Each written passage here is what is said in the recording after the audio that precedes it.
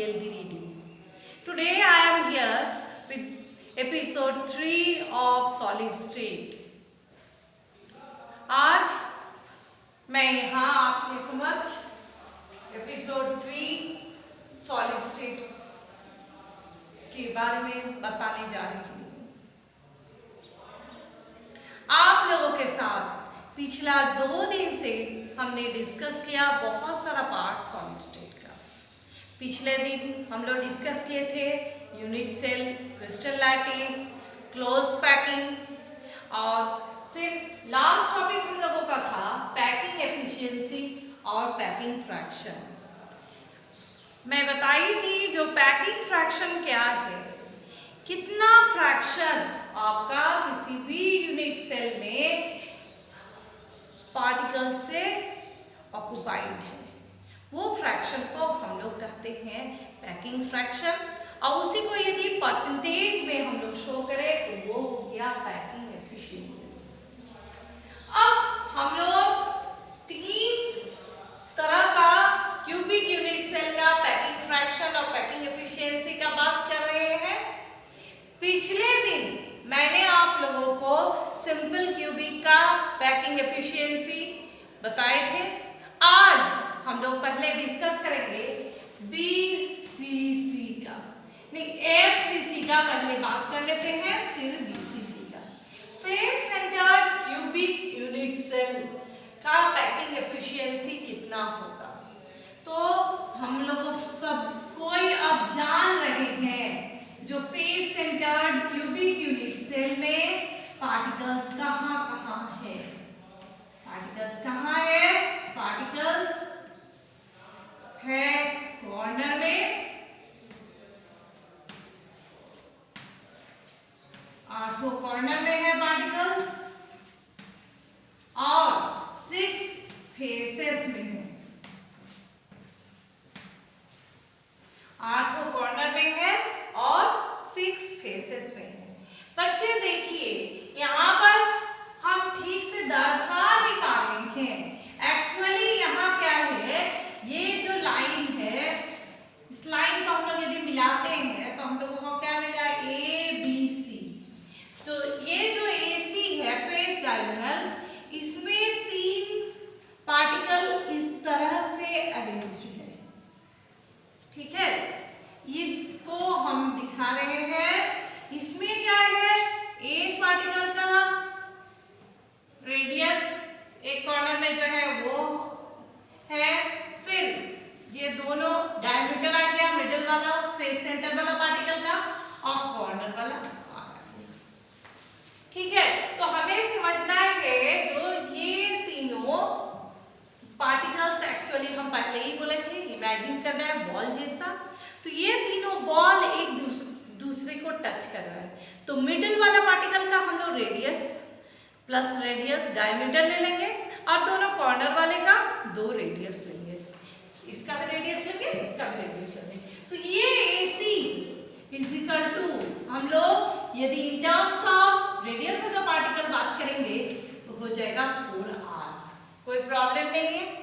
अब देखिए हम इसमें आप लोग सब पढ़े हैं मैथमेटिक्स में पाइथागोरस थ्योरम, तो पाइथागोरस थ्योरम को हम इसमें अप्लाई करेंगे। क्या कहता है Pythagoras theorem? Hypotenuse is equal to perpendicular H square is equal to P square plus B square. Hypotenuse square is equal to P square plus B square. वही चीज यहाँ पर भी करेंगे। ये एक राइट एंगल ट्राइंगल मान लेंगे, AC है ही है right angle triangle. AC square is equal to हम लोग लिख सकते हैं AC square is equal to AB square plus BC square. अब देखिए यहाँ पर ये AB क्या है? एज है। BC क्या है? एज है। तो हम लोग लिख सकते हैं क्या? AC square is equal to A square plus A square. तो AC square is equal to क्या आया? आपका आया 2A स्क्वायर, और यहाँ पर हम लोग लिखे AC is equal to 4R। So AC square हम लोग क्या लिख सकते थे? AC square is equal to 4R का होल स्क्वायर। तो हम लोग लिख सकते हैं 4r का whole square is equal to 2a square. ठीक है, तो क्या हो जाएगा 16r square is equal to 2a square. So a square will be equal to 8r square. ठीक है, तो a इज इक्वल टू क्या आ जाएगा 2√2r।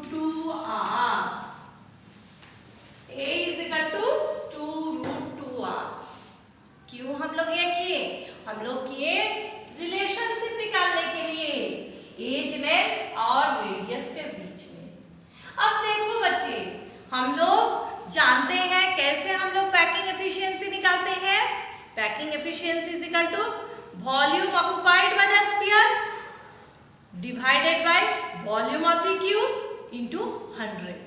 तो यहाँ आपका कितना स्फीयर है एफसीसी में? एफसीसी में स्फीयर कितना है? In FCC number of sphere is equal to 4। तो वॉल्यूम ऑफ द स्फीयर क्या हो जाएगा 4 इंटू 4/3 पाई आर क्यूब। हम सब जानते हैं स्फीयर का वॉल्यूम होता है 4/3 पाई आर क्यूब। एफसीसी में 4 पार्टिकल्स है, तो number of particles 4 into 4/3 pi R cube. और आपका वॉल्यूम ऑफ द स्फीयर कितना होगा? ये वॉल्यूम ऑफ द स्फीयर हो गया। वॉल्यूम ऑफ द क्यूब कितना होगा? a cube. तो a क्यूब के जगह में हम लोग क्या करेंगे इन टर्म्स ऑफ r उसका वैल्यू बैठा देंगे 2r whole cube. 2√2r is equal to a FCC में।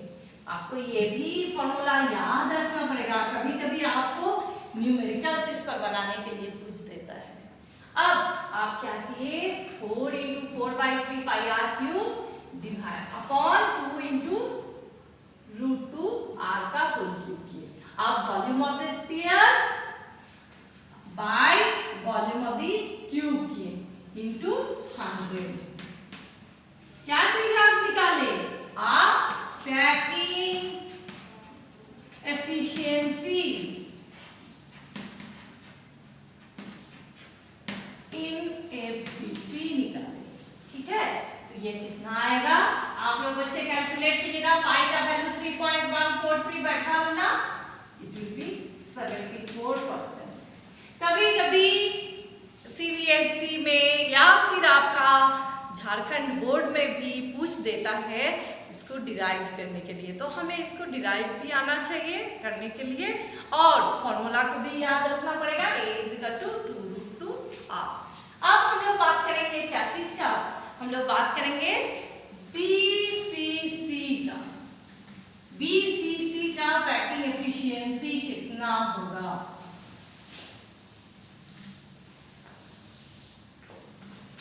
बीसीसी बीसीसी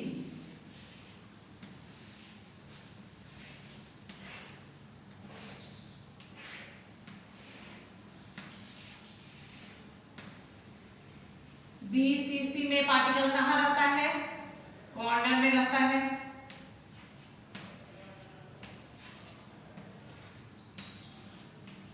और कहाँ रहेगा? सेंटर ऑफ द बॉडी में रहेगा। अब यहाँ क्या है, हम लोगों को थोड़ा सा कंस्ट्रक्शन करना पड़ेगा। जैसे इसको ए बी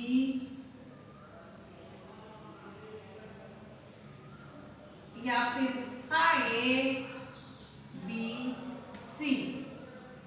अब इसको हम जोड़ दिए, कोई प्रॉब्लम नहीं है आपको इसको जोड़ने में। ठीक है, ये मिडिल से पास होना चाहिए।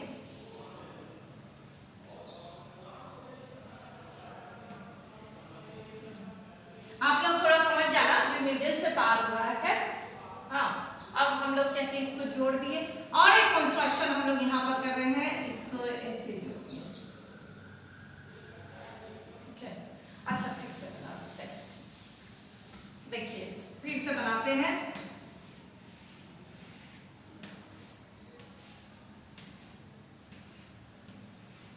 पार्टिकल्स कहाँ कहाँ है?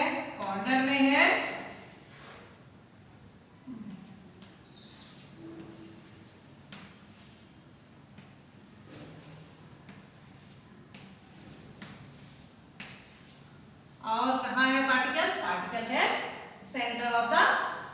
में। अब है हम लोग इसको जोड़ेंगे, ठीक है। और हम लोग क्या करें, यहाँ पर एक लाइन ले लिए, यहाँ एक लाइन डाले, यहाँ एक लाइन डाले, आप लोग सब डाल लीजिए।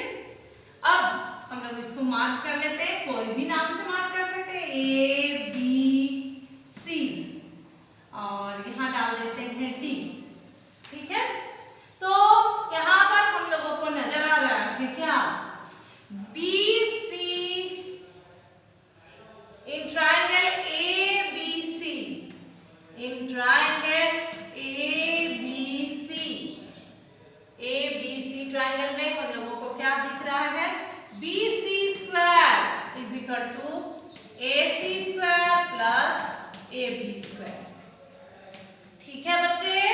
फिर से आ गया हम लोगों को कौन सा, पाइथागोरस थ्योरम, जो hypotenuse square is equal to perpendicular square plus base square.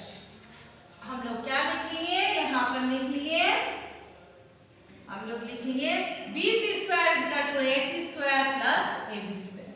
अब हम लोग यदि ये ट्रायंगल में देखें तो इस ट्रायंगल में फिर AB square is equal to क्या हो जाएगा, AD square plus BD square. तो we can write AB square is equal to AD square plus BD square. किस ट्रायंगल के लिए, ये छोटा ट्रायंगल के लिए, इन ट्रायंगल ABD ट्रायंगल में AB square is equal to AD square plus BD square. तो हम लोग इससे AB का वैल्यू निकालिए, suppose this is 1, this is 2, तो हम लोग यहाँ पर BC square is equal to क्या हो जाएगा, AC square plus AB square की जगह में हम लोग यो वैल्यू को पुट कर देंगे, ठीक है। तो क्या हो जाएगा, it will be AC square plus AD square plus BD square. देख लीजिए कैसे एक्सप्लेन किए। हम लोग सब जानते हैं BCC में पार्टिकल्स कहाँ रहता है, पार्टिकल्स आपका कॉर्नर में रहेगा और सेंटर ऑफ द बॉडी में है। अब हम लोग इसमें दो ट्रायंगल का बात किए, यहाँ पर ये ट्रायंगल और फिर इस ट्रायंगल में, और उससे हम लोग निकाले क्या, BC square is equal to AC square plus AD square plus BD square. ये क्या है, AC स्क्वायर A है, AD स्क्वायर भी एज लेंथ है और BD स्क्वायर भी आपका एज लेंथ है। तो आपको क्या मिल गया, BC square is equal to 3A square. अब है देखिए दूसरे तरीका से, आप देखिए BC को, ये BC यहाँ पर बच्चे आपको नहीं दिख रहा है, पर ये क्या है, ये जो बॉडी डायगोनल है BC, इसमें क्या है ना, सारे स्फीयर, सारे पार्टिकल्स एक दूसरे को टच कर रहे हैं। तो इन टर्म्स ऑफ हम रेडियस यदि बात करेंगे तो ये क्या हो जाएगा, R plus R plus R plus R, 4R हो जाएगा। तो BC square is equal to हम लोग लिख सकते हैं 4R का स्क्वायर, क्योंकि BC is equal to 4R आ गया। तो अब हम लोग लिख सकते हैं क्या, 4R square is equal to 3A square. So A will be equal to what? A will be equal to क्या हो जाएगा, ओ 16 होगा ना, 4R स्क्वायर 16R स्क्वायर। तो A square will be equal to 16R square by 3। तो A क्या आ जाएगा आपको, A this implies A will be equal to 4R by √3। तो यहाँ भी आपको एक रिलेशनशिप मिल गया एज लेंथ और रेडियस के बीच में। बहुत ध्यान से देखना है, हम लोगों को को समझना है जो पार्टिकल्स बॉडी का सेंटर में है और कॉर्नर में है। और हमने कुछ नहीं किया इसको डिराइव करने के लिए, सिंपली दो ट्राइंगल, यहाँ एक लाइन खींचे और यहाँ एक बॉडी डायग्राम में एक लाइन खींची, और उसके बाद हमने पहले इस ट्राइंगल में दिखाया, फिर इस ट्राइंगल को उससे कोरिलेट किया और करके हम लोगों ने पहुंचा था जो BC square is equal to 3A square. और दूसरे तरीका से हमने दिखा दिया कैसे पार्टिकल्स एक दूसरे से जुड़े हुए हैं बॉडी डायगोनल में, तो body diagonal is equal to 4R हो गया, तो हम लोग लिख सकते हैं A is equal to 4R√3। अब हम लोगों को यदि इसमें पैकिंग एफिशिएंसी निकालने के लिए बोले तो पैकिंग एफिशिएंसी हम लोग का क्या फॉर्मूला होता है पैकिंग एफिशिएंसी निकालने के लिए? पैकिंग एफिशिएंसी इन BCC क्या होगा? Volume of the sphere, volume occupied by the sphere by volume of the cube. तो volume occupied by the sphere कितना होगा?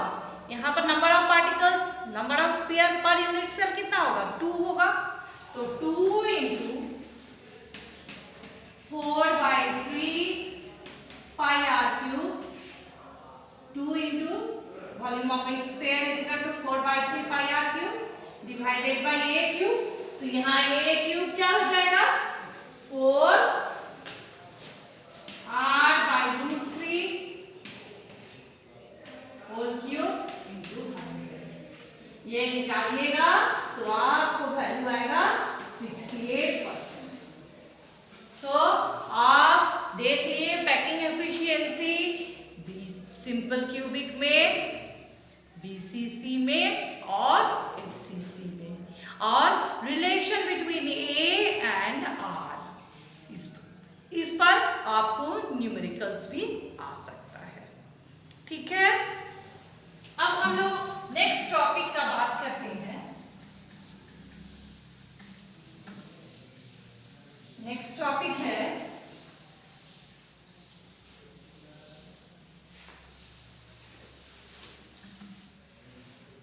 Calculations involving unit cell. कैसे हम लोग density of unit cell calculate कर सकते हैं? तो कैलकुलेशंस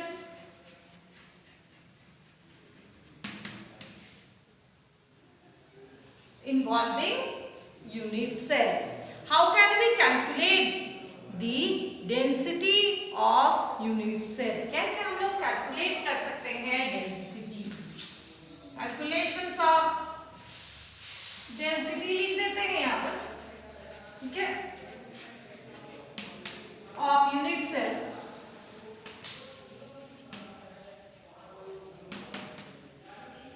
आप लोग सब जानते हो डेंसिटी इज इक्वल टू क्या होता है? मास बाय वॉल्यूम।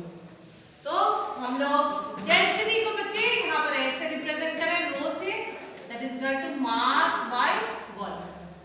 तो यहाँ हम लोग यदि यूनिट सेल का डेंसिटी निकालेंगे तो हम लोग क्या चीज का बात करेंगे? Mass of unit cell by volume of unit cell. अब है जो मास ऑफ यूनिट सेल कितना होगा?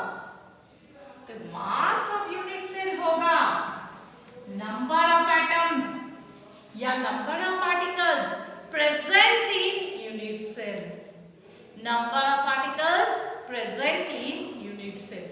प्लीज आप लोग नोट कर लीजिए, उसको हम लोग रिप्रेजेंट करते क्या चीज से? Z से। Z क्या है?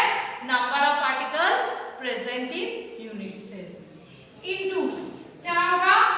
मास of each particle, mass of each particle। बोल रहे हैं क्या? जो डेंसिटी ऑफ यूनिट सेल निकालने के लिए हम लोग क्या कर रहे हैं? हम लोग mass of unit cell by volume of unit cell करेंगे। मास ऑफ यूनिट सेल बराबर कितना होगा? Number of particles present in unit cell into mass of each atom. अब है जो मास ऑफ ईच एटम हम लोग कैसे निकालेंगे? Mass of each atom will be equal to atomic mass by Avogadro's number, जिसे हम लोग रिप्रेजेंट करते हैं n नॉट से, atomic mass by Avogadro's number. अब है that will be equal to क्या हो जाएगा, हम लोग लिख सकते हैं z। यदि एटॉमिक मास को हम लोग रिप्रेजेंट करते हैं m से, तो m by n naught. n naught क्या है, अवोगाड्रोस नंबर। अवोगाड्रोस नंबर कितना होता है बच्चे, अवोगाड्रोस नंबर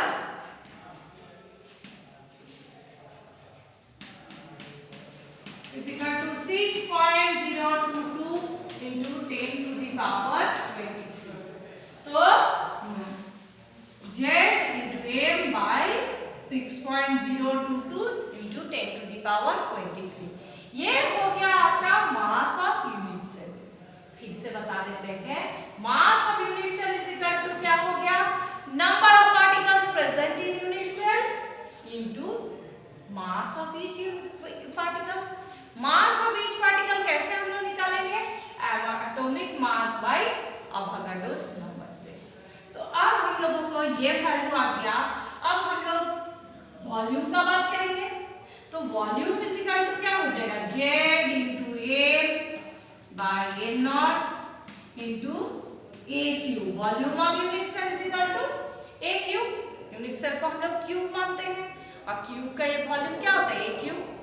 तो हम लोगों को फॉर्मूला आ गया, density of unit cell is equal to z into m divided by n naught into a cube. अब आप लोग क्वेश्चन में जब देखिएगा या एनसीईआरटी बुक में देखिएगा, तो कभी कभी देखिएगा क्या लिखा रहता है यहाँ पर वैल्यू में, density is equal to z into m by n naught into a cube into 10 to the power -30। तो आप लोगों को मन में लगेगा तो फॉर्मूला तो हम लोग ये सीखे थे, ये 10 टू द पावर -30 कहाँ से आया। तो देखिए बच्चे, यूजुअली क्या रहता है आपका डेंसिटी ग्राम पर सेंटीमीटर क्यूब दिया रहता है, और आपका एज लेंथ जो रहता है, एज लेंथ वो यूजुअली क्या रहता है, पिकोमीटर में दिया हुआ रहता है। तो सिंपली हम लोग कन्वर्शन करने के लिए पिकोमीटर को सेंटीमीटर में हम लोग क्या करते हैं, उसको 10 टू द पावर -10 बराबर होता है 1 सेंटीमीटर। क्या बोल रहे हैं देख लीजिए, 10 to the power -10 centimetre is equal to होता है 1 पिकोमीटर।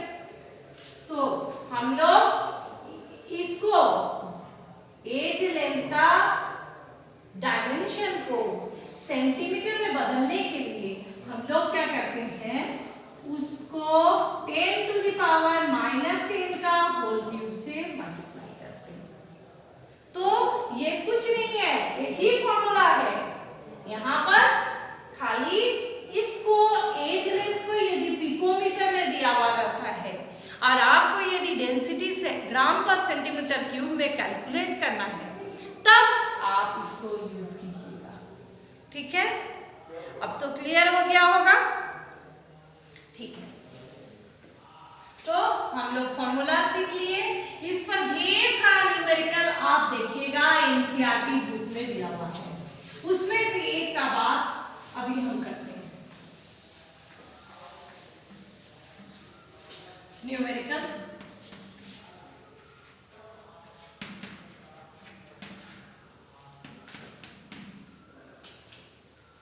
एक राइट सिल्वर क्रिस्टलाइजेस। सपोज एक क्वेश्चन दिया हुआ है जो silver crystallizes in FCC with age length 408.6 picometer. Calculate density of unit cell. हम एक न्यूमेरिकल आपको समझा देते हैं, हमको लगता है इससे आप सारा एनसीईआरटी वाला बना लीजिएगा। कोई आपको डिफिकल्टी नहीं आएगा, सिंपल फॉर्मूला बेस्ड न्यूमेरिकल है। देखिए यहाँ क्वेश्चन में दिया हुआ है सिल्वर क्रिस्टलाइजेस इन FCC, मतलब silver face centred cubic unit cell में क्रिस्टलाइज किया है और उसका एज लेंथ कितना दिया हुआ है 408.6 पिकोमीटर, ठीक है। और इसका आपको डेंसिटी कैलकुलेट करने के लिए बोल रहा है। आप लिख लीजिए atomic mass of silver is equal to 107.9, है ना। तो यहाँ पर आप 108 लेकर के भी बना सकते हो, है ना। हम एक्यूरेट वैल्यू लिख दिए 107.9। अब है आपको फॉर्मूला कैसे यूज करना है। सबसे पहले तो आप फॉर्मूला लिखिएगा, डेंसिटी इज इक्वल टू क्या होता है, density is equal to Z number of particles in unit cell by M atomic mass divided by A cube into 6.022 into 10 to the power 23 Avogadro's number का value, और आप उसमें multiply कीजिएगा 10 to the power -30। क्योंकि ये picometre में दिया है, आप आंसर दीजिएगा सेंटीमीटर में, ग्राम पर सेंटीमीटर क्यूब में, तो आप सिंपली पिकोमीटर को सेंटीमीटर में बदलने के लिए 10 टू द पावर -30 किए, ठीक है। अब आपका Z का वैल्यू कितना होगा, FCC में Z का वैल्यू कितना होगा, FCC में Z का वैल्यू होगा 4। आप लोग सब जानते हो, शुरू से सीख रहे हो, जो FCC में पार्टिकल्स कोना में है और फेस सेंटर में है, तो number of particles per unit cell हो जाएगा 4, तो Z का मान हो गया 4। M का वैल्यू कितना होगा, M का वैल्यू होगा 107.9। A का वैल्यू कितना दिया हुआ है 408.6 का होल क्यूब कर दिए इंटू आपका 6.022 into 10 to the power 23 into 10 to the power -30। अब आप इसको कैलकुलेट कीजिएगा तो आपका वैल्यू आएगा 10.5 ग्राम पर सेंटीमीटर क्यूब। थोड़ा कैलकुलेशन तो बड़ा है, बट इसमें तो केमिस्ट्री का कुछ नहीं है, ये तो मैथमेटिक्स है। आप लॉग लगा करके भी कैलकुलेट कर सकते हो, है ना, घबराने का बात नहीं है। आपको स्टेप वाइज न्यूमेरिकल बनाना है। आप अंत तक यदि आंसर नहीं भी ला पाते हो तो आपको स्टेप मार्किंग में यहाँ तक में भी मार्क्स मिलेगा, है ना, आप पूरा 0 नहीं मिलेगा आपको, ठीक है। अब हम लोग नेक्स्ट टॉपिक का बात करेंगे।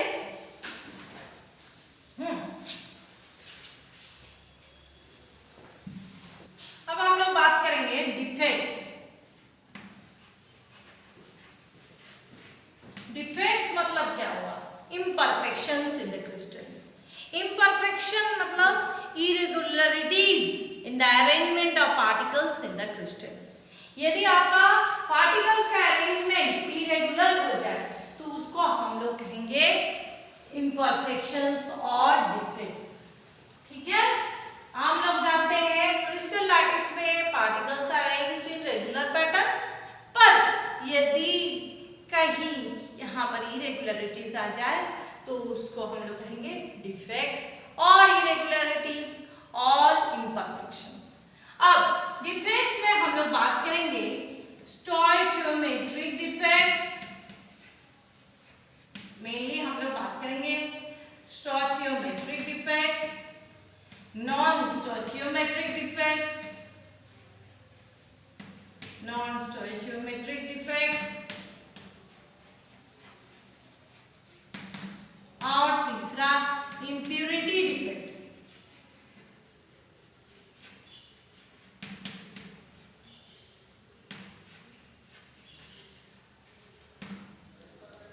स्टोइचियोमेट्रिक डिफेक्ट, स्टोइचियोमेट्रिक डिफेक्ट है क्या, यदि किसी पार्टिकल में इम्परफेक्शन रहने के बावजूद भी उसका स्टोइचियोमेट्री मेंटेन हो, मतलब रेशियो ऑफ कैटायन N आपका सेम रहे तो उसको हम लोग कहेंगे स्टोचियोमेट्रिक डिफेक्ट। और नॉन स्टोचियोमेट्रिक डिफेक्ट में क्या हो जाएगा, उसका उल्टा, यदि आपका कैटएन और एनएन का रेशियो आपका मेंटेन नहीं हो इन्फॉर्मेशंस के बाद तो उसको हम लोग कहेंगे नॉन स्टोचियोमेट्रिक डिफेक्ट। और इम्प्यूरिटी डिफेक्ट कोई दूसरा मेटल का एटम्स यदि क्रिस्टल लैटिस में मिक्स हो जाए तो उससे जो डिफेक्ट अराइज होगा उसको हम लोग कहेंगे इम्प्यूरिटी डिफेक्ट। अब हम लोग स्टोचियोमेट्रिक डिफेक्ट को डिटेल में थोड़ा पढ़ेंगे। स्टोचियोमेट्रिक डिफेक्ट में मेनली हम लोग बात करते हैं दो तरह का, एक हो गया शॉर्टकी डिफेक्ट, दूसरा हो गया फ्रेंकेल डिफेक्ट। शॉर्टकी एंड फ्रेंकेल डिफेक्ट दो तरह का स्टोचियोमेट्रिक डिफेक्ट। अब ये शॉर्टकी डिफेक्ट में कैसा होता है डिफेक्ट, देखिए सपोज कीजिए ए बी, अच्छा ए बी ही लिख देते हैं, ए बी नहीं B A B A B A B A B है। सपोज कीजिए इस तरह का एक क्रिस्टल है जिसमें से आपका सम आयंस आर मिसिंग, कुछ आयंस आपका मिस कर रहा है, ठीक है। इस क्रिस्टल में यहां से A प्लस हट गया, यहां से B माइनस हट गया, तो इसमें क्या हुआ, equal number of cation and equal number of anions are missing, है ना। यहाँ हम एक कैटायन एक एनायन से दिखाए, है ना। तो इससे जो डिफेक्ट अराइज होगा उसको हम लोग कहेंगे शॉर्टकी डिफेक्ट। इसमें क्या है, some ions are missing from the crystal lattice.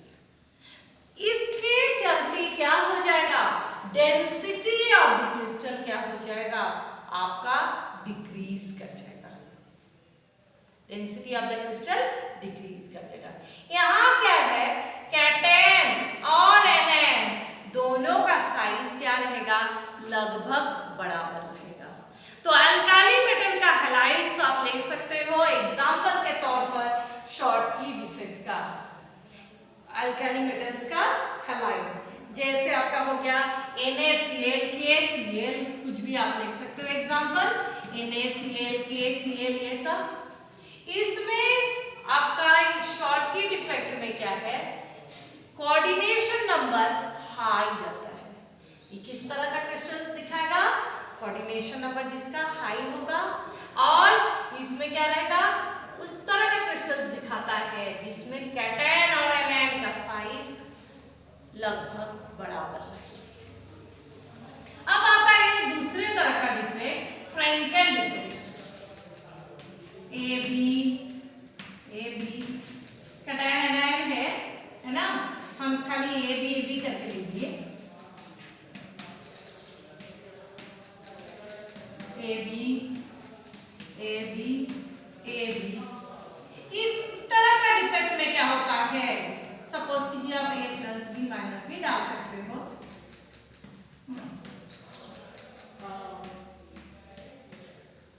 A plus B minus A plus B minus A plus B minus. इस तरह का डिफेक्ट में क्या होता है, कोई कैटएन अपना स्पेस छोड़ करके इंटरस्टिशियस में जाकर एडजस्ट हो जाता है। क्या हो गया, कैटएन अपना स्पेस छोड़ करके इंटरस्टिशियस में जाकर के एडजस्ट हो गया। अब आप कहोगे मैडम एनायन नहीं हो सकता है, बट कैटएन का साइज छोटा रहता है ना, तो वो इंटरस्टिशियल में अच्छी तरह एडजस्ट हो जाता है। इसलिए ये आपको यहाँ से हट करके यहाँ इंटरस्टिशियस में जगह ले लिया। तो इस तरह का डिफेक्ट को हम लोग कहते हैं फ्रेंकेल डिफेक्ट। इसमें आपका एग्जाम्पल आ गया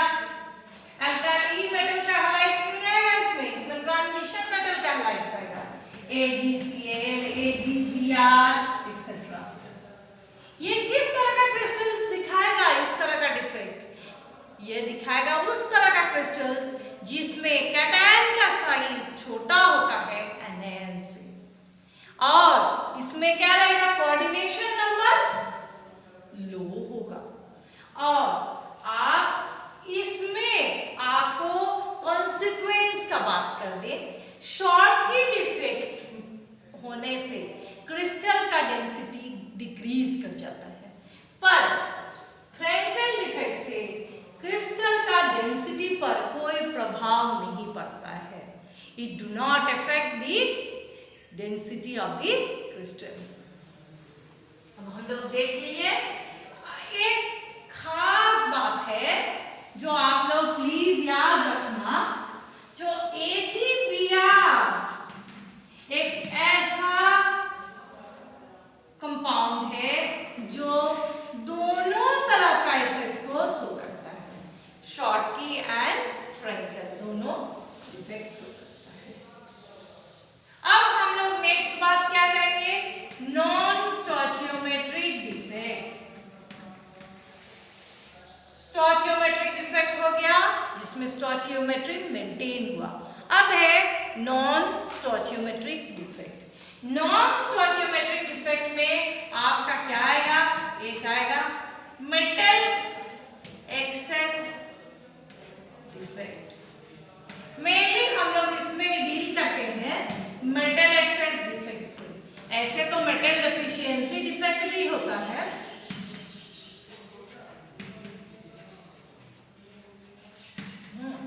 पर हम लोग मेनली यहाँ पर बात करेंगे मेटल एक्सेस डिफेक्ट का। तो मेटल एक्सेस डिफेक्ट कैसे हो सकता है, पहले इसको समझिए। मेटल एक्सेस डिफेक्ट दो तरीका से हो सकता है। एक हो जाए कोई एनायन अपना प्लेस छोड़ करके चले जाए, और दूसरा हो सकता है कोई एक्स्ट्रा कैटायन आपका इंटरस्टिशियस में आ जाए। दो तरीका से आपका मेटल एक्सेस डिफेक्ट हो सकता है।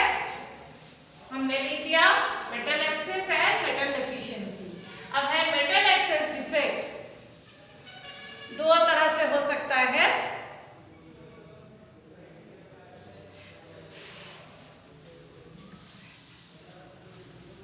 एक क्या है, एक बाय एनायन वैकेंसी और दूसरा क्या है, by presence of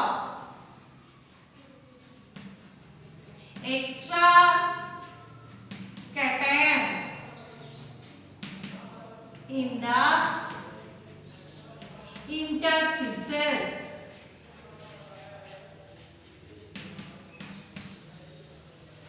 By anion vacancy and by presence of extra cation in the interstitials। अब है जो anion vacancy कैसे हो सकता है, सपोज कीजिए आप NaCl का एक क्रिस्टल लीजिए, Na plus Cl minus Cl minus Na plus Cl minus Na plus Na plus Cl minus plus suppose कीजिए आप NaCl का क्रिस्टल लिए और उसको सोडियम वेपर में आप हीट करते हो in presence of sodium vapour, तो क्या हो जाएगा, सोडियम वेपर मतलब सोडियम एटम है, ये sodium atom in presence of heat ये क्या हो जाता है, ये Na प्लस प्लस इलेक्ट्रॉन में टूट जाता है, सोडियम का वैलेंस शेल का इलेक्ट्रॉन निकल जाता है और आपका क्रिस्टल से कहीं से भी जा सकता है Cl माइनस,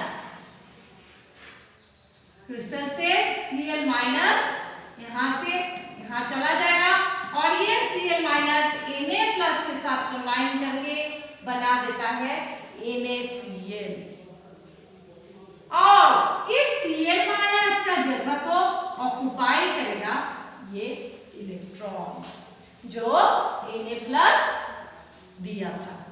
फिर से मैं समझा देती हूँ, मेटल एक्सेस डिफेक्ट का पहला category anion vacancy. Anion vacancy मतलब कोई anion leaves it's lattice site, उसका लैटिस साइट को छोड़ करके कोई एनायन चला गया and it is being occupied by an electron. उस जगह कौन ऑक्युपाई कर लिया? एनायन का जगह को electron, to maintain the electrical neutrality. हम उसमें आपको एक एग्जांपल दिए सोडियम क्लोराइड का। सोडियम क्लोराइड क्रिस्टल को आप सोडियम वेपर के प्रेजेंस में हीट किए तो क्या हो गया? सोडियम एटम आयोनाइज किया और उसका इलेक्ट्रॉन आपका यहाँ जो Cl- आयन लैटिस साइट से छोड़ के चला गया, उसका जगह को ले लिया। अब ये डिफेक्ट क्या हो गया? ये डिफेक्ट हो गया मेटल एक्साइज डिफेक्ट, जिसमें आएगा आपको due to anion vacancy. There is a vacancy of anion which is being filled by an electron. अब इस इलेक्ट्रॉन को हम लोग कहते हैं एफ सेंटर। क्या कहते हैं? F centre. अब आप लोग कहिएगा ये एफ सेंटर होता क्या है? एफ सेंटर मतलब होता है फाड़बे centre. It is a German word, उसका मतलब होता है कलर प्रोड्यूसिंग सेंटर।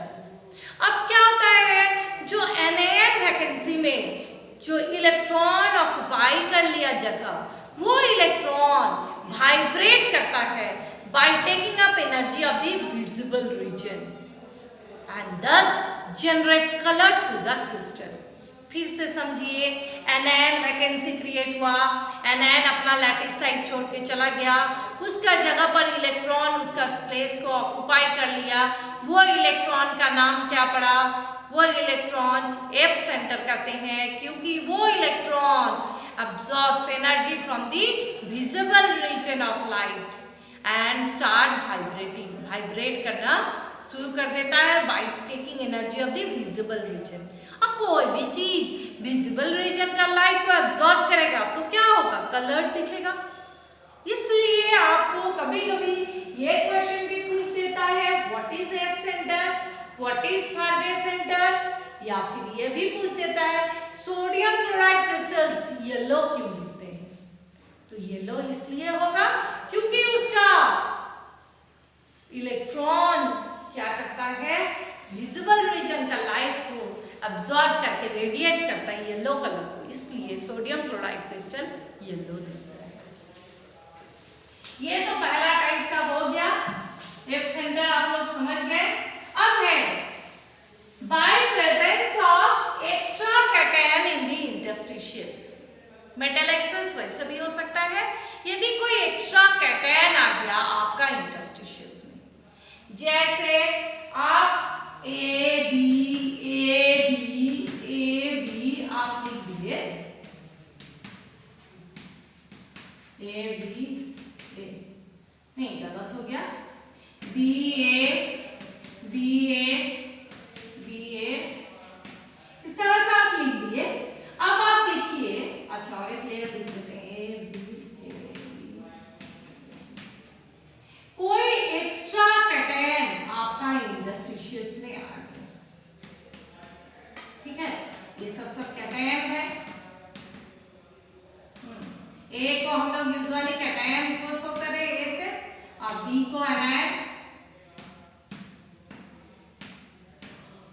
तो कोई एक्स्ट्रा कैटायन आपका इंटरस्टिशियस में आ गया तो उसको न्यूट्रलाइज करने के लिए कहीं और एक इलेक्ट्रॉन भी आ जाएगा, ठीक है? तो इस तरह का डिफेक्ट को हम लोग कहते हैं क्या? जो by presence of extra cation in the interstitials. मैं आपको एग्जांपल से समझाती हूँ। जैसे आपका है zinc oxide crystal. Zinc oxide crystal को आप जब हीट कीजिएगा तो ये क्या देगा? हीट करने पर Zn2+ ion plus half O2 plus electron. तो जिंक ऑक्साइड क्या दे दिया? Zn2+ plus half O2 plus 2 electron. अब ये जिंक ऑक्साइड का जो Zn2+ आयन है वो जिंक ऑक्साइड का क्रिस्टल में कहीं इंटरस्टिशियस में जाकर के फिट हो जाता है और उसको न्यूट्रलाइज करने के लिए क्या हो जाएगा, 2 इलेक्ट्रॉन आ जाएगा दूसरा जगह इंटरस्टिशियस में। ठीक है, तो इस तरह से जो डिफेक्ट हुआ वो हो गया in category of metal excess defect. ये भी आपको कलर्ड दिखेंगे। Zinc oxide is yellow when hot. क्यों? क्योंकि आपको आप इसको हीट कीजिएगा तो कुछ जिंक कैटायन जाकर के इंटरस्टिशियस में फिट हो जाएंगे और उसको बैलेंस करने के लिए इलेक्ट्रॉन आ जाएगा दूसरा जगह इंटरस्टिशियस में और क्या हो जाएगा, it will generate, these electrons will vibrate and generate color to the crystal. Next topic, impurity defect. Next type है impurity defect. एक सिंपल सा एग्जांपल से हम आपको समझाते हैं। जैसे आप सोचिए जो NaCl क्रिस्टल, मोल्टन NaCl में कुछ SrCl2 स्ट्रोंशियम क्लोराइड मिक्स हो गया तो क्या होगा, तो आपके पास NaCl का क्रिस्टल है, NaCl मोल्टन NaCl के साथ में इम्प्यूरिटी के तौर पर कुछ स्ट्रोंशियम क्लोराइड आता है। तो NaCl का crystal Na plus Cl minus, Na plus Cl minus, Cl minus Na plus, Cl minus Na plus, Na plus Cl minus, Na plus Cl minus है। अब है जो इम्प्यूरिटी के तौर पर क्या हो गया, सोडियम क्लोराइड के साथ में, मोल्टेन सोडियम क्लोराइड के साथ में थोड़ा स्ट्रोंशियम क्लोराइड मिक्स हो गया। स्ट्रोंशियम कैटायन का वैलेंसी कितना है, 2 स्ट्रोंशियम का वैलेंसी होता है, बताओ ऑक्सीडेशन स्टेट +2। तो यहाँ पर यदि कोई स्ट्रोंशियम सोडियम कैटायन का जगह ले लेगा, एनायन तो सेम है दोनों का, क्लोराइड है, तो क्या हो जाएगा, एक वैकेंसी यहाँ पर क्रिएट हो जाएगा क्योंकि क्रिस्टलाइज्ड होल इज न्यूट्रल, यहाँ पर +2 चार्ज आ गया तो यहाँ पर क्या हो जाएगा, आपका एक वैकेंसी क्रिएट हो जाएगा। तो इस तरह का डिफेक्ट को हम लोग कहते हैं इम्प्यूरिटी डिफेक्ट। तो हम लोग बात कर लिए डिफेक्ट्स इन क्रिस्टल, पहले बात की स्टोचियोमेट्री, उसमें बात की शॉर्ट की फ्रेंकेल, फिर बात की नॉन स्टोचियोमेट्रिक में मेटल एक्सेस डिफेक्ट और मेटल डेफिशिएंसी डिफेक्ट, फिर हम लोग बता दिए इम्प्यूरिटी डिफेक्ट। अब हम लोग नेक्स्ट टॉपिक बैंड थ्योरी समझेंगे।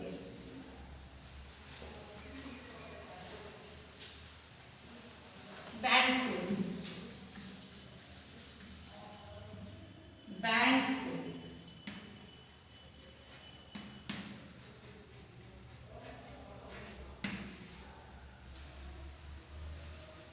बच्चे, मेटल एटम्स का ढेर सारा एटॉमिक ऑर्बिटल्स कंबाइन करके मॉलिक्यूलर ऑर्बिटल्स बनाते हैं और ये मॉलिक्यूलर ऑर्बिटल्स इतना क्लोजली स्पेस्ड होते हैं जो ये एक कंटिन्यूअस एनर्जी बैंड की तरह दिखता है और इसीलिए इस थ्योरी का नाम पड़ा है बैंड थ्योरी।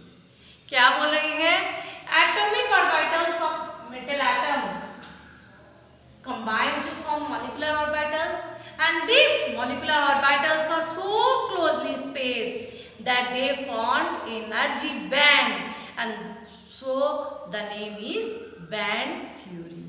आप लोग सब लिख लेना। अब हम इसको बैंड थ्योरी से आपको समझाते हैं। कंडक्टर्स, सेमीकंडक्टर्स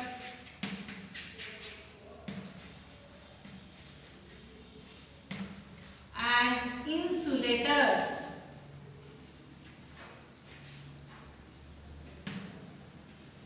हम क्या बोले, जो सारा एनर्जी एटॉमिक ऑर्बिटल्स जो मॉलिक्यूलर ऑर्बिटल्स बनाते हैं वो लोगों का एनर्जी इतना क्लोज रहता है वो लोग एक एनर्जी बैंड की तरह बना देता है। अब क्या है आपको समझना है बैंड थ्योरी से conductor, semiconductor and insulators. Conductors में बोलता है क्या, जो valence band and conduction band का एनर्जी डिफरेंस बहुत लेस होता है। अब आप लोग कहोगे मैडम क्या होता है कंडक्शन बैंड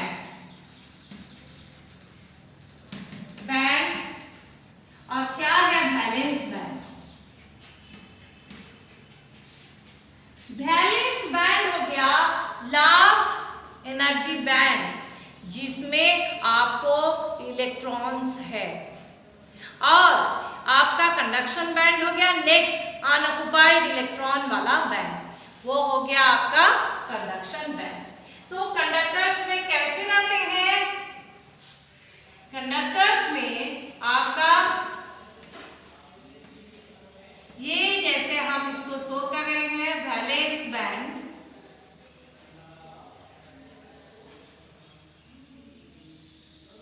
और ये सपोज कीजिए है कंडक्शन बैंड, वैलेंस बैंड,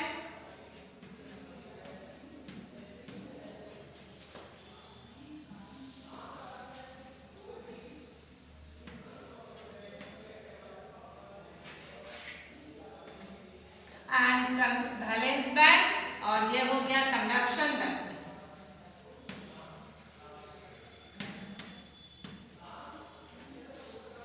ये दोनों के बीच में एनर्जी गैप बहुत कम होता है, और इसलिए ये कभी-कभी तो ओवरलैप भी कर जाते हैं। इसलिए यहाँ क्या होता है, इलेक्ट्रॉन जो लास्ट बैंड में है वैलेंस बैंड, जो पार्शियली फिल्ड रहते हैं, उसमें से इलेक्ट्रॉन्स यहाँ से यहाँ इजीली मूव कर पाता है, और इसलिए ये इलेक्ट्रिसिटी कंडक्ट करते हैं। तो ये हो गया कंडक्टर्स का। अब हम लोग बात करेंगे सेमीकंडक्टर्स। सेमीकंडक्टर्स में क्या होगा, energy gap between conduction band, इसको सीबी लिखते हैं, और इसको लिखते हैं वैलेंस बैंड बीबी, लेस होता है। इसमें तो ओवरलैप कर जाता है एकदम, इतना कम एनर्जी गैप होता है, इसमें इससे थोड़ा ज्यादा होता है। तो कभी कभी क्या होता है, आप हीट कीजिएगा तो electron from valence band moves to conduction band, और इसलिए ये कभी कभी इलेक्ट्रिसिटी कंडक्ट करता है upon heating to small extent. But insulators नाम से ही पता चला है, जो इलेक्ट्रिसिटी नहीं कंडक्ट करता है उसे हम लोग कहते हैं इंसुलेटर्स। इंसुलेटर्स में क्या रहता है, वेरी लार्ज एनर्जी गैप रहेगा valence band and conduction band के बीच में, और इस एनर्जी गैप को हम लोग कहते हैं फॉरबिडन जोन। फॉरबिडन जोन तो क्या है, इंसुलेटर्स में वेरी लार्ज एनर्जी गैप रहेगा वैलेंस बैंड और कंडक्शन बैंड के बीच में, इसलिए इलेक्ट्रॉन आपका वैलेंस बैंड से फ्लो नहीं करेगा कंडक्शन बैंड में, और इसलिए ये इलेक्ट्रिसिटी नहीं कंडक्ट करेगा। अब हम लोग बात कर लिए बैंड थ्योरी से कंडक्टर्स, सेमीकंडक्टर्स और इंसुलेटर्स का। ये जो सेमीकंडक्टर्स का बात किए, जो कभी कभी हीट करने पर थोड़ा सा इलेक्ट्रिसिटी कंडक्ट करे, तो उसे कहते हैं इंट्रिंसिक सेमीकंडक्टर्स। अब हम लोग बात करेंगे क्या, एक्सट्रिंसिक सेमीकंडक्टर्स का। एक्सट्रिंसिक सेमीकंडक्टर्स का। एक्सट्रिंसिक सेमीकंडक्टर्स दो तरह के मेनली हम लोग बात करते हैं इसमें, n type and p type. इसमें बोलता है एन टाइप में electricity is conducted due to flow of free electrons, और इसमें बोलता है electricity is being conducted due to movement of holes. तो इसमें हम लोग एग्जांपल से समझ लेंगे। सपोज कीजिए ग्रुप 14 का कोई एलिमेंट है, और उसमें हम लोग उसको डोप कर दिए ग्रुप 15 का कोई एलिमेंट से। ग्रुप 14 का एलिमेंट आप उसको डोप कर दिए ग्रुप 15 का एलिमेंट से। जर्मेनियम सिलिकन, जर्मेनियम सिलिकन, इसको आप डोप कर दिए फास्फोरस, आर्सेनिक, ये सब से, तो क्या हो जाएगा आपका जर्मेनियम या सिलिकन का वैलेंस शेल में कितना इलेक्ट्रॉन है? 4 इलेक्ट्रॉन है। पर आप इसमें थोड़ा सा इसको डोप कर दिए फास्फोरस या आर्सेनिक, तो उसमें कितना इलेक्ट्रॉन है? 5 इलेक्ट्रॉन है। तो फास्फोरस या आप एग्जांपल ले लो आर्सेनिक, कोई भी ग्रुप 15 का एलिमेंट का 4 इलेक्ट्रॉन, इसका 4 इलेक्ट्रॉन के साथ में 4 बॉन्ड बना देंगे और एक एक्स्ट्रा जो इलेक्ट्रॉन रहेगा that will B free for movement, और इस कारण से ये फ्री इलेक्ट्रॉन का मूवमेंट से इलेक्ट्रिसिटी कंडक्ट होगा, और इसका नाम पड़ा है आपको एन टाइप सेमीकंडक्टर्स। तो इसमें जो डोप एलिमेंट है जिससे आप डोप कर रहे हो, उसका वैलेंस इलेक्ट्रॉन जिस एलिमेंट में आप कर रहे हो उससे अधिक होना चाहिए। तो 4 बॉन्ड यहाँ बना दिया और 5वां इलेक्ट्रॉन आपका फास्फोरस का फ्री रहा, वो मूवमेंट किया, उससे इलेक्ट्रिसिटी कंडक्ट हुआ। और पी टाइप देखिए, जैसे देखिए ग्रुप 14 का ही कोई एलिमेंट जैसे germanium silicon, they are semiconductors, तो ये लोग को ले लिए जर्मेनियम सिलिकन को, इसको आप डोप कर दिए ग्रुप 13 का एलिमेंट बोरॉन एल्युमिनियम किसी से। अब क्या है 3 बॉन्ड तो बोरॉन के साथ जर्मेनियम का बन गया या एल्युमिनियम के साथ जर्मेनियम का बन गया, 4th bond is incomplete. 4th bond क्या हो गया? इनकम्प्लीट है। क्यों? क्योंकि इसका लास्ट सेल में कितना इलेक्ट्रॉन है? 4 इलेक्ट्रॉन है। इसका लास्ट सेल में कितना इलेक्ट्रॉन है? 3 इलेक्ट्रॉन है। तो 3 बॉन्ड कंप्लीट रहता है और एक बॉन्ड इनकम्प्लीट रहता है, तो वहां एक वैकेंसी क्रिएट होता है। तो उसको पूरा करने के लिए उसका बगल से इलेक्ट्रॉन वहां पर मूव करता है, और इस मूवमेंट के कारण इलेक्ट्रिसिटी कंडक्ट होता है, और इसको हम लोग कहते हैं पी टाइप सेमीकंडक्टर्स। तो यहाँ क्या होगा? इलेक्ट्रॉन बगल से मूव करेगा तो बगल में होल क्रिएट होगा, फिर उसका बगल वाला इलेक्ट्रॉन उस होल में जाएगा तो उधर होल क्रिएट होगा। तो इसमें इसलिए हम लोग कहते हैं p type semiconductors are due to creation of holes. Creation of holes. हम लोगों का नेक्स्ट टॉपिक क्या है? Magnetic properties. Magnetic properties.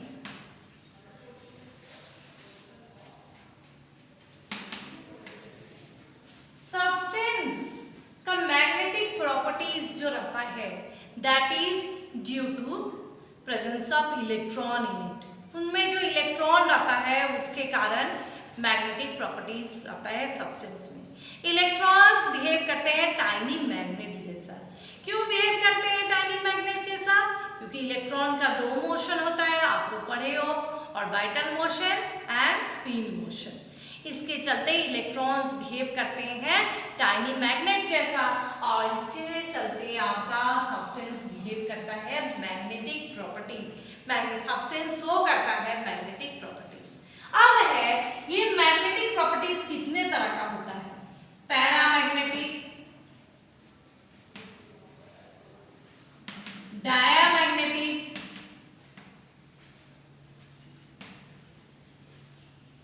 Ferromagnetic,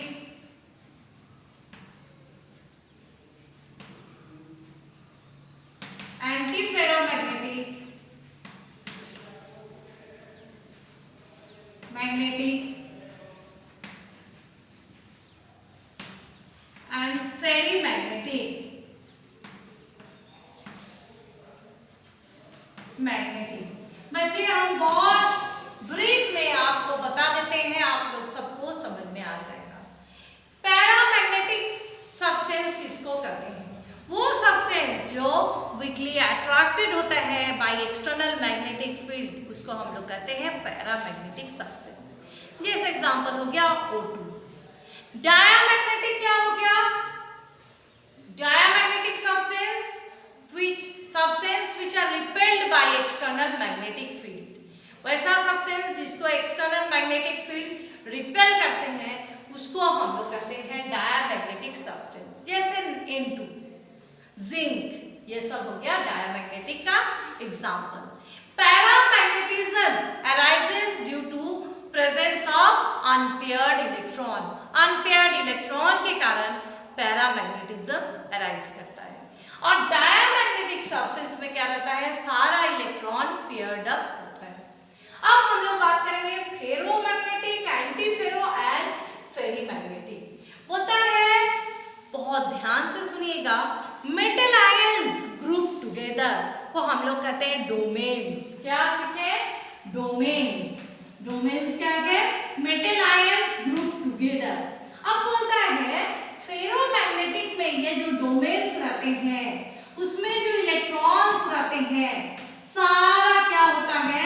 एक तरफ अलाइंड रहता है और aligned in the same direction. सारा इलेक्ट्रॉन्स अलाइंड है सेम डायरेक्शन में, इसलिए स्ट्रॉन्ग मैग्नेट जैसा बिहेव करता है। एंटीफेरो में क्या होता है? इस सब्सटेंस में जो डोमेन्स है उसमें जो हम 6 को यहाँ पर लिख देते हैं, उसमें जो आपका इलेक्ट्रॉन्स होता है वो आपको इक्वल नंबर में ऑपोजिट डायरेक्शन में अलाइंड होता है। इसके चलते क्या हो जाता है? इसका मैग्नेटिक मोमेंट कैंसिल हो जाता है। अब है आपका फेरीमैग्नेटिक। फेरीमैग्नेटिक में क्या होता है? आपका जो डोमेन्स है उसमें जो पार्टिकल्स है वो आपका अनइक्वल नंबर में आपका अलाइन रहता है ऑपोजिट डायरेक्शन में, तो उसको हम लोग कहते हैं फेरीमैग्नेटिक। तो हम आपको बता दिए पैरामैग्नेटिक अनपेयर्ड इलेक्ट्रॉन्स, डायमैग्नेटिक सारा पेयर्ड ऑफ इलेक्ट्रॉन्स। उसके बाद हम आपको बता दिया फेरो, एंटीफेरो एंड फेरी। डोमेन्स में इलेक्ट्रॉन्स एक डायरेक्शन में अलाइन रहेगा तो हो गया ferromagnetic substance. Equal number opposite direction में रहेगा एंटीफेरो, और अनइक्वल नंबर ऑपोजिट डायरेक्शंस में रहेगा तो वो हो जाएगा फेरीमैग्नेटिक सब्सटेंस। आप इसका एग्जांपल्स भी देख लीजिएगा, एनसीईआरटी बुक में दिया हुआ है। अब हम लोग बात करते हैं कुछ क्वेश्चंस का। आप लोग पूरा चैप्टर को समझने के बाद एनसीईआरटी एक्सरसाइज का क्वेश्चंस को जरूर बनाइएगा। जैसे हम कुछ एग्जांपल्स देते हैं, आपको यदि कह they explain with band theory in terms of band theory, explain in terms of band theory, conductors, semiconductors, insulators। फिर यदि आपको कह देता है जो explain with example F centre, आप कर दीजिएगा, आप डिफाइन कर लीजिएगा एफ सेंटर। फिर आप न्यूमेरिकल्स देखिएगा, डेंसिटी के ऊपर न्यूमेरिकल्स दिया हुआ है, फॉर्मूला फाइंड आउट करने के लिए न्यूमेरिकल्स दिया हुआ है। फिर आप पैकिंग एफिशिएंसी निकालने का एफसीसी, बीसीसी, ये सब का बनाइएगा। स्वस्थ रहिए, घर में रहिए। Thank you.